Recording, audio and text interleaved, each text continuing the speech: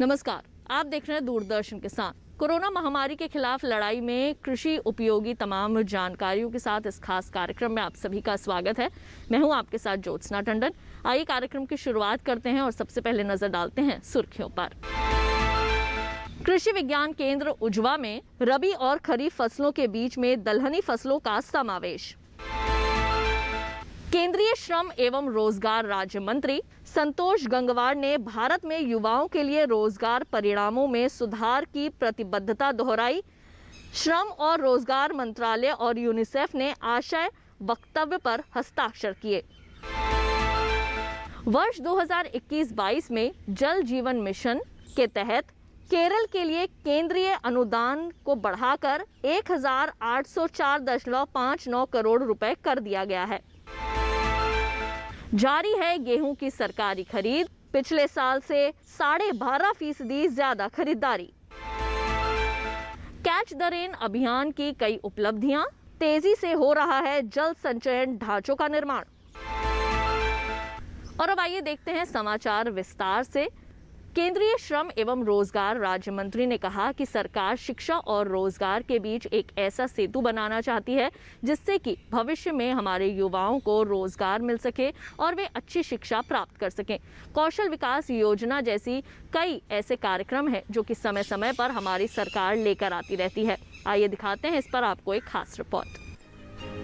श्रम और रोजगार मंत्रालय और यूनिसेफ के बीच आशय के वक्तव्य पर हस्ताक्षर किए जाने के बाद केंद्रीय श्रम एवं रोजगार राज्य मंत्री संतोष गंगवार ने कहा कि मंत्रालय, यूनिसेफ और संबद्ध नेटवर्क सदस्यों की शक्ति का लाभ उठाते हुए देश के भविष्य में योगदान और देश के भविष्य को स्वरूप देने के लिए हमारी युवा पीढ़ी को काफी विकल्प मिल सकेंगे। हमारे युवाओं को प्रासंगिक कौशल और मार्गदर्शन प्राप्त करने के लिए मंत्रालय और यूनिसेफ के बीच साझेदारी के विचार की सराहना करते हुए श्री गंगवार ने कहा कि ये सहयोग नीति निर्माताओं सहित युवाओं और अन्य हितधारकों के बीच प्रत्यक्ष संवाद और फीडबैक व्यवस्था को सुगम बनाने के लिए एक प्रारंभिक बिंदु है।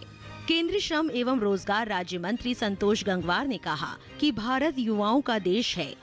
2011 की जनगणना के अनुसार भारत में हर 5वां व्यक्ति एक युवा है। उन्होंने कहा कि 2015 में लॉन्च की गई नेशनल करियर सर्विस युवाओं के रोजगार और करियर की जरूरतों को पूरा करती है। रोजगार से जुड़ी कई तरह की सेवाएं जैसे career counselling, vocational guidance, skill development courses की जानकारी, अप्रेंटिसशिप, इंटर्नशिप आदि प्रदान की गई है। श्रम और रोजगार राज्य मंत्री ने बताया कि एनसीएस द्वारा कोविड-19 और इसके परिणाम स्वरूप अर्थव्यवस्था के लॉकडाउन के कारण श्रम बाजार में चुनौतियों को कम करने के लिए कई पहल की गई है। रोजगार चाहने वालों और नियोक्ताओं के बीच की खाई को पाटने के लिए ऑनलाइन जॉब मेले का आयोजन किया जा रहा है, जहां जॉब पोस्टिंग से लेकर उम्मीदवार के चयन तक का पूरा चक्र पोर्टल पर पूरा किया जा सकता है। ऐसी नौकरियों के लिए नौकरी चाहने वालों तक सीधी पहुंच देने के लिए एनसीएस पोर्टल पर वर्क फ्रॉम होम जॉब्स और ऑनलाइन ट्रेनिंग से काम के लिए एक विशेष लिंक बनाया गया है। एनसीएस पर ये सभी सुविधाएं निःशुल्क है। श्रम और रोजगार राज्य मंत्री गंगवार ने आशा व्यक्त की कि अगले 3 वर्षों में यूनिसेफ और श्रम एवं रोजगार मंत्रालय दोनों ही सहयोग और भारतीय युवाओं के सशक्तिकरण के क्षेत्रों में बड़ी उपलब्धि हासिल करेंगे ताकि भविष्य का सामना आत्मविश्वास के साथ किया जा सके। भारत में 2030 तक युवा का उद्देश्य निम्नलिखित को सुनिश्चित करना है। 100 मिलियन युवाओं के लिए आकांक्षी आर्थिक अवसरों के लिए रास्ते बनाना। B, उत्पादक जीवन और कार्य के भविष्य के लिए प्रासंगिक कौशल प्राप्त करने में 200 मिलियन युवाओं को सुविधा प्रदान करना। और C, चेंज मेकर के रूप में 300 मिलियन युवाओं के साथ साझेदारी करना और उनके नेतृत्व विकास के लिए स्थान बनाना। आशय वक्तव्य का उद्देश्य श्रम और रोजगार मंत्रालय तथा यूनिसेफ के बीच सहयोग के लिए एक प्लेटफॉर्म प्रदान करना है ताकि चुनिंदा राज्यों में दोनों पक्षों की मौजूदा मुख्यधारा की पहलों का लाभ उठाकर भारत में किशोरों और युवाओं के लिए रोजगार और कौशल की चुनौतियों से निपटा जा सके। कृषि विज्ञान केंद्र उजवा में रबी और खरीफ फसलों के बीच दलहनी फसलों के समावेश पर एक कार्यक्रम का आयोजन किया गया। दिखाते हैं इस पर आपको एक खास रिपोर्ट।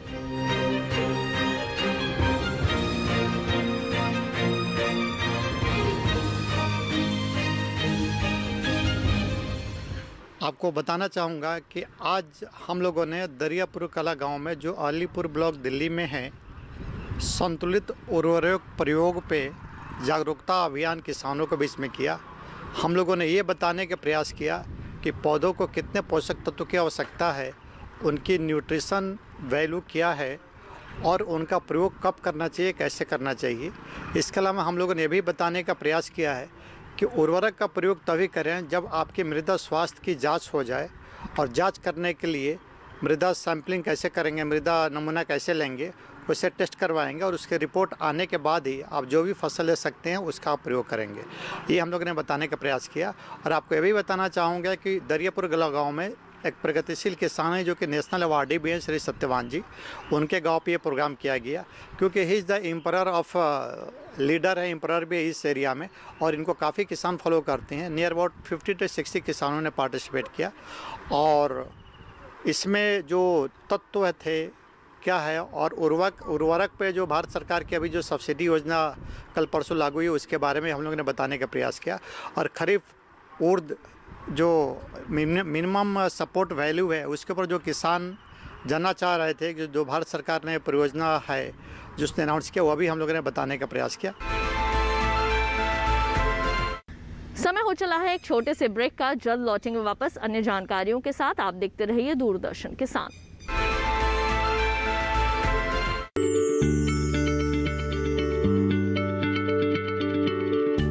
क्या आप किसी बीमारी से परेशान हैं? चाहते हैं डॉक्टर की सलाह? तो हम हैं आपके साथ। बताएंगे आपको जीने की राह। समस्याएं आपकी, समाधान देश के मशहूर विशेषज्ञों के। घर बैठे बात करें देश के जाने माने डॉक्टरों से। हमारे लाइव प्रोग्राम स्वस्थ किसान में हर शनिवार शाम 6 बजे से 7 बजे तक। खुशहाल होंगे खेत, पशु रहेंगे स्वस्थ, सरकारी स्कीम का होगा लाभ, जब एक्सपर्ट्स का मिलेगा साथ, आपके सवाल विशेषज्ञों के जवाब, सिर्फ एक फोन कॉल की दूरी पर। देखिए किसानों का अपना प्रोग्राम हेलो किसान, सोमवार से शुक्रवार शाम 6 बजे से सिर्फ दूरदर्शन किसान पर। ब्रेक के बाद एक बार फिर आप सभी का स्वागत है हमारे खास कार्यक्रम आत्मनिर्भर भारत में। आइए कार्यक्रम में बढ़ते हैं आगे। वर्ष 2021-22 में जल जीवन मिशन के तहत केरल के लिए केंद्रीय अनुदान को बढ़ा दिया गया है। आवंटन में 4 गुना की वृद्धि करते हुए केंद्रीय जल शक्ति मंत्री ने कहा कि 2023 तक हर ग्रामीण घरों के अंदर नल जल की आपूर्ति की जाएगी और इसके लिए वे राज्य की हर संभव मदद करेंगे। वर्ष 2021-22 में जल जीवन मिशन के तहत केरल के लिए केंद्रीय अनुदान को बढ़ाकर 1,804 करोड़ 59 लाख रुपए कर दिया है, जो 2020-21 में 404 करोड़ 24 लाख रुपए था। आवंटन में 4 गुना की वृद्धि को मंजूरी देते हुए केंद्रीय जल शक्ति मंत्री श्री गजेंद्र सिंह शेखावत ने 2023 तक सभी ग्रामीण घरों में नल जल की आपूर्ति की व्यवस्था करने के लिए राज्य को हर संभव मदद देने का आश्वासन दिया है। केरल में 15 अगस्त 2019 को जल जीवन मिशन के शुभारंभ के समय 67,14,000 घरों में से सिर्फ 16,64,000 घरों में नल जल की आपूर्ति थी। पिछले 22 महीनों में राज्य में 6,36,000 परिवारों को नल जल कनेक्शन दिए गए हैं। राज्य में 23 लाख घरों में नल जल की आपूर्ति की व्यवस्था हो गई है। हालांकि 22% राष्ट्रीय औसत के मुकाबले राज्य में नल जल आपूर्ति की कवरेज में बढ़ोतरी 10% से भी कम बनी हुई है। वर्तमान में केरल में अभी भी 44,14,000 घरों में नल जल की आपूर्ति नहीं है। केरल के मुख्यमंत्री और केंद्रीय जल शक्ति मंत्री श्री शेखावत के बैठक में लिए गए फैसले के अनुसार 2023 तक सभी घरों को नल जल कनेक्शन दिया जाना है।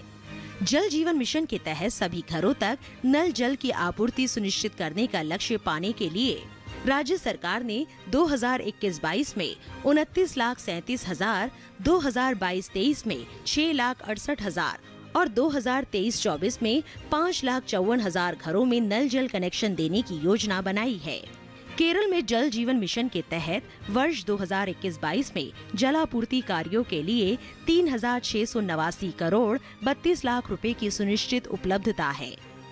केरल के मुख्यमंत्री को लिखे अपने पत्र में केंद्रीय मंत्री ने उम्मीद जताई है कि यह अतिरिक्त आवंटन राज्य को जल जीवन मिशन के तहत ग्रामीण क्षेत्रों में सभी घरों को नल जल कनेक्शन देने के लिए विभिन्न नियोजित कार्यों को तेजी से करने में सक्षम बनाएगा। 2021-22 में ग्रामीण स्थानीय निकायों व PRI के लिए पानी और स्वच्छता कार्यों के लिए 15वें वित्त आयोग की सिफारिश के आधार पर अनुदान के रूप में केरल को 722 करोड़ रुपए आवंटित किए गए हैं। राज्य में अगले 5 साल में यानी 2025-26 तक के लिए 3,806 करोड़ रुपए की सुनिश्चित राशि उपलब्ध है। केरल के ग्रामीण इलाकों में होने वाले ये विशाल निवेश रोजगार के नए अवसरों को सृजित करेगा, आर्थिक गतिविधियों में तेजी लाएगा और ग्रामीण अर्थव्यवस्था को मजबूती देगा। देश में स्कूलों, आश्रमशालाओं और आंगनवाड़ी केंद्रों में बच्चों के लिए सुरक्षित नल जल सुनिश्चित करने के लिए प्रधानमंत्री श्री नरेंद्र मोदी ने 100 दिनों के अभियान की घोषणा की थी, जिसकी केंद्रीय मंत्री श्री गजेंद्र सिंह शेखावत ने 2 अक्टूबर 2020 को शुरुआत की थी। आइए कार्यक्रम में बढ़ते हैं आगे और अब आपको बता दें कि गेहूं की सरकारी खरीद जारी है। सरकारी एजेंसियां 1,975 रुपए के न्यूनतम समर्थन मूल्य पर किसानों से जमकर गेहूं की खरीद कर रही हैं। तो वहीं दूसरी ओर गेहूं के अलावा धान, दलहन और तिलहन की खरीद भी जमकर की जा रही है। दिखाते हैं एक खास रिपोर्ट। रबी विपणन सत्र 2021-22 के लिए न्यूनतम समर्थन मूल्य पर उत्तर प्रदेश, मध्य प्रदेश, बिहार, राजस्थान, दिल्ली और हिमाचल प्रदेश के अलावा जम्मू और कश्मीर में गेहूं की खरीद हो रही है। 13 जून तक 4,25,77,000 टन गेहूं खरीदा जा चुका है, जो कि अब तक का रिकॉर्ड है, जबकि पिछले साल इस अवधि तक खरीदारी 3,78,44,000 टन थी। इस साल अब तक की खरीद पर करीब 47,53,000 किसान MSP का लाभ ले चुके हैं और उन्हें 84,089 करोड़ से भी ज्यादा रकम का भुगतान किया जा चुका है। खरीफ 2020-21 में धान की खरीदारी भी चल रही है। 13 जून तक 8,26,60,000 टन से अधिक धान खरीदा गया है। इसमें खरीफ और रबी दोनों की खरीदारी शामिल है, जबकि पिछले साल की इसी अवधि में धान की खरीदारी 7,43,18,000 टन थी। मौजूदा खरीफ विपणन सत्र में लगभग 1,22,24,000 किसानों को 1,56,061 करोड़ से भी अधिक का भुगतान किया जा चुका है। राज्यों से मिले प्रस्तावों के आधार पर तमिलनाडु, कर्नाटक, महाराष्ट्र, तेलंगाना, गुजरात, हरियाणा और मध्य प्रदेश के अलावा उत्तर प्रदेश, ओडिशा, राजस्थान और आंध्र प्रदेश से खरीफ विपणन सत्र 2020-21 और रबी विपणन सत्र 2021 के लिए 1,07,83,000 टन दलहन और तिलहन की खरीद को भी मंजूरी दी गई थी। ये मंजूरी मूल्य समर्थन योजना के तहत दी गई है। आंध्र प्रदेश, कर्नाटक, तमिलनाडु और केरल से 1,74,000 टन 12 खोपरा खरीदने की भी स्वीकृति दी गई है। अगर अधिसूचित फसल अवधि के दौरान संबंधित राज्यों और केंद्र शासित प्रदेशों में बाजार की दरें MSP से नीचे चली जाती है, तो केंद्रीय नोडल एजेंसियां मूल्य समर्थन योजना के अंतर्गत दलहन, तिलहन और खोपरा की खरीद के प्रस्तावों को भी मंजूरी दी जाएगी। खरीफ 2020-21 और रबी 2021 के तहत 13 जून तक सरकार ने 7,96,118 टन से भी अधिक मूंग, उड़द, तुअर, चना, मसूर और मूंगफली के अलावा सरसों और सोयाबीन की खरीदारी हो चुकी है। इससे तमिलनाडु, कर्नाटक, आंध्र प्रदेश, मध्य प्रदेश, महाराष्ट्र, गुजरात, उत्तर प्रदेश, तेलंगाना, हरियाणा और राजस्थान के 4,25,586 किसानों को करीब 3,741 करोड़ रुपए की आय हुई है। समय हो चला है एक और छोटे से ब्रेक का। जल्द लौटेंगे वापस, आप कहीं मत जाइए, देखते रहिए दूरदर्शन किसान।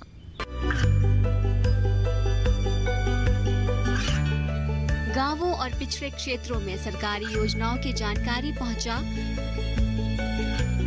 देश में कौशल और क्षमता विकास कर ग्रामीणों को सामाजिक बदलाव और विकास से जोड़ने की दूरदर्शन किसान की पहल चौपाल चर्चा देखें सोमवार से शुक्रवार सुबह 9 बजे। ये कामयाबी है अन्नदाता की। ये कहानी है खेत और खलिहानों की। कैसे करें अपने पशुओं की देखभाल, जानिए गांव-गांव के किसानों का हाल। देखिए गांव किसान सोमवार से शुक्रवार दोपहर 12 बजे सिर्फ डीडी किसान पर। ब्रेक के बाद एक बार फिर आप सभी का स्वागत है हमारे खास कार्यक्रम आत्मनिर्भर भारत में। आइए कार्यक्रम में बढ़ते हैं आगे। किसान भाइयों बहनों, भारत में कैच द रेन अभियान चल रहा है और अब तक इस अभियान ने कई उपलब्धियां हासिल की हैं। आइए दिखाते हैं इस पर आपको एक खास रिपोर्ट।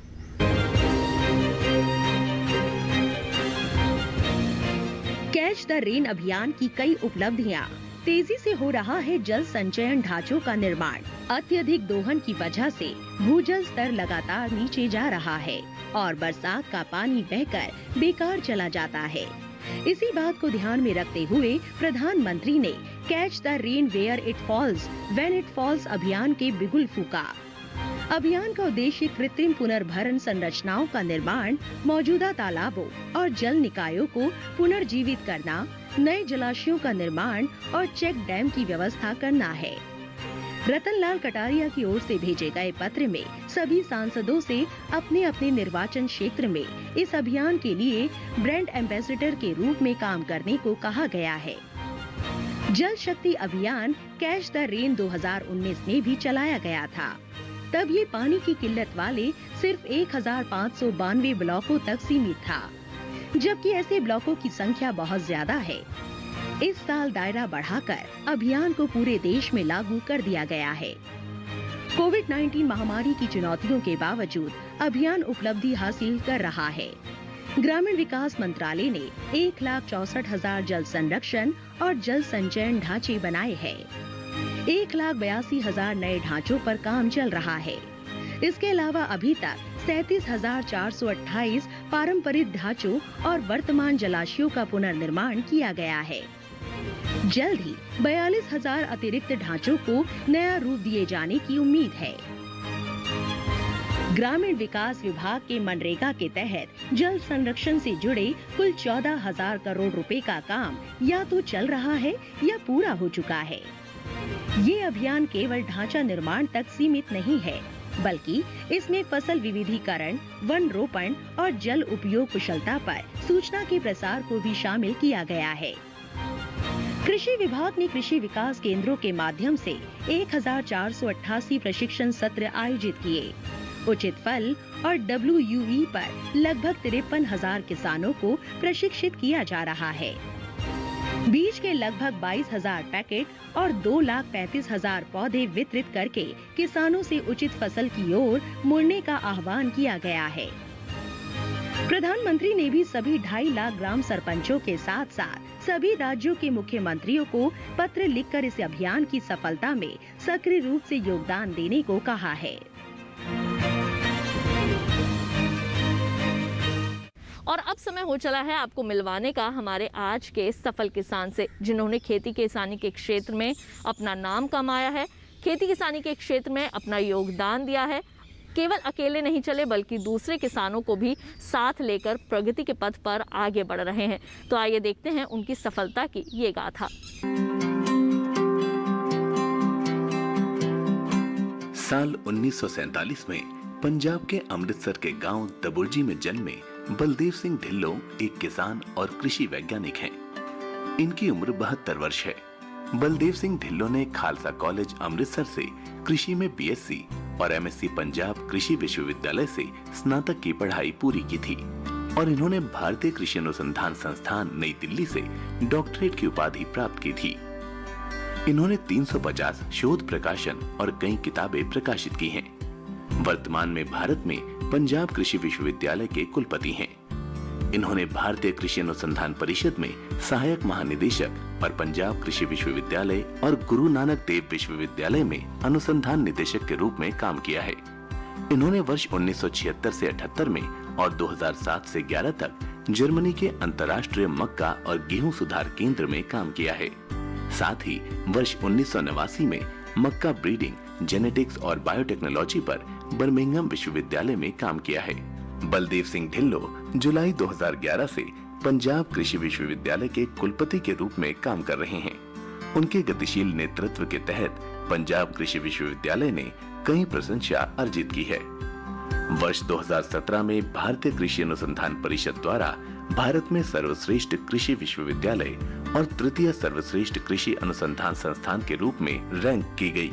साथ ही केंद्रीय मानव संसाधन विकास मंत्रालय 2017 द्वारा पंजाब में प्रथम और भारत में दूसरा सर्वश्रेष्ठ कृषि विश्वविद्यालय का दर्जा दिया गया। बलदेव सिंह ढिल्लो के लगातार मार्गदर्शन, प्रोत्साहन और प्रेरणा के कारण उत्कृष्ट फसल किस्मों और उनके उत्पादन संरक्षण प्रौद्योगिकियों का विकास हुआ। नतीजतन उनके राज्य ने 2017-18 के दौरान धान और गेहूं की उच्चतम उत्पादकता हासिल की। इनके कार्यकाल में पंजाब विश्वविद्यालय द्वारा विकसित किए गए कम बायोमास वाले धान की उच्च उपज वाली किस्में अब किसानों के बीच सबसे लोकप्रिय हैं, जो पानी और कीटनाशक की बचत में सहायक हैं। साथ ही ये धान के पुआल प्रबंधन में भी सहायक हैं। बलदेव सिंह ढिल्लो ने पोषण सुरक्षा, विविधीकरण और मूल्यवर्धन को बढ़ावा देने के लिए जैव उर्वरक गेहूं, बीटी कॉटन और कम बीज वाली किनोवा और वनस्पति संकर किस्मों के विकास में देश का नेतृत्व किया। बलदेव सिंह ढिल्लो ने धान के पुआल प्रबंधन, कीटनाशकों के छिड़काव और उपज को सुखाने के लिए नई कृषि मशीनों और उपकरणों का विकास किया है। इन्होंने संयुक्त अंतर्राज्य अभियान का नेतृत्व किया, जिसने कपास में सफलतापूर्वक सफेद मक्खी का प्रबंधन किया, जिसके परिणाम स्वरूप बम्पर फसल 756 और 750 किलोग्राम की उत्पादकता हुई। इसके अलावा बलदेव सिंह ढिल्लो ने 2018 के दौरान धान के पुआल को जलाने के खिलाफ अभियान का कड़ा नेतृत्व किया।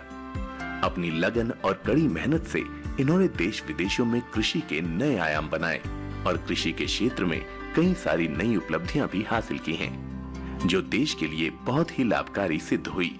इनकी जीवनी भविष्य में आने वाले नए युवा किसानों के लिए प्रेरणा स्रोत है।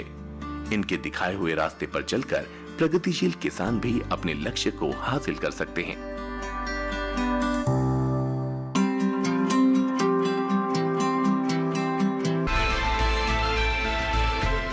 किसान भाइयों बहनों, एक तरफ देश में कोरोना महामारी तो वहीं दूसरी ओर हमारे देश में मॉनसून के बादल कहीं कहीं बरस रहे हैं। ऐसे में भारतीय कृषि अनुसंधान परिषद ने पशुपालन एडवाइजरी जारी की है। क्या है ये एडवाइजरी, आइए दिखाते हैं।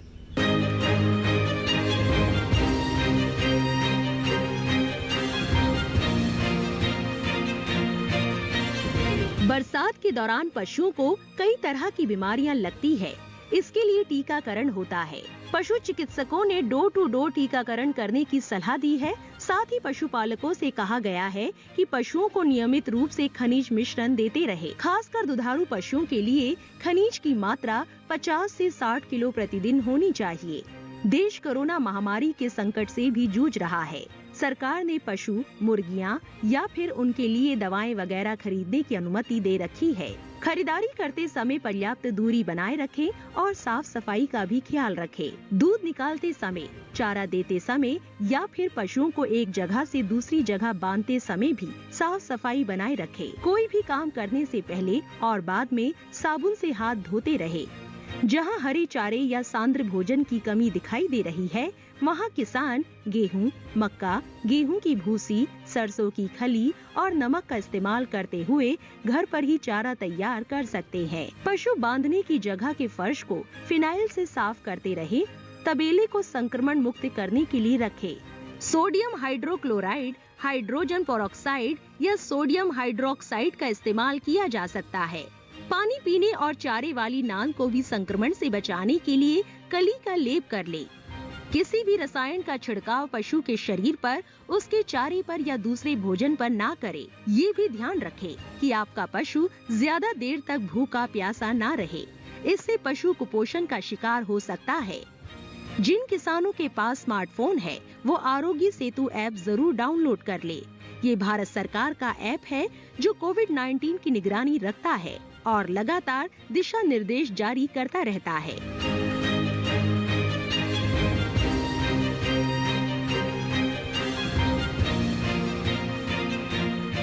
तो किसान भाइयों बहनों, ये था हमारा आज का खास कार्यक्रम आत्मनिर्भर भारत। लेकिन अगर आप हमारे इस कार्यक्रम का पहले का प्रसारण भी देखना चाहते हैं तो टीवी पर दिए जा रहे QR कोड को स्कैन कीजिए या फिर दूरदर्शन किसान के YouTube चैनल पर जाकर भी आप हमारा ये कार्यक्रम देख सकते हैं। तो आज के लिए केवल इतना ही, मुझे दीजिए इजाजत, लेकिन आप सभी अपना रखिए ख्याल। नमस्कार।